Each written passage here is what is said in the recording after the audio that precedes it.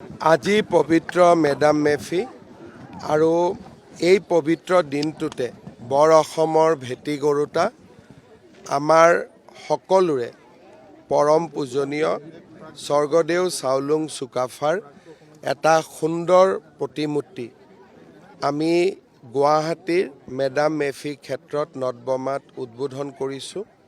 এটা গৌৰৱৰ দিন, সৌভাগ্যৰ দিন। কেন্দ্ৰীয় মেডাম মেফি উদযাপন সমিতি আৰু আমাৰ ৰাজ্যিক কেন্দ্ৰীয় মন্ত্ৰী পবিত্ৰ মাৰ্ঘেৰিটাই এই প্ৰতিমূৰ্তিটো নিৰ্মাণৰ ক্ষেত্ৰত বিশেষ আগভাগ লৈছিল। মই তেখেতসকলকো ধন্যবাদ জনাইছোঁ আৰু আজিৰ এই পবিত্ৰ দিনটোত আমাৰ পূৰ্বপুৰুষসকলৰ প্ৰতি মই মোৰ শ্ৰদ্ধা নিবেদন কৰিছোঁ।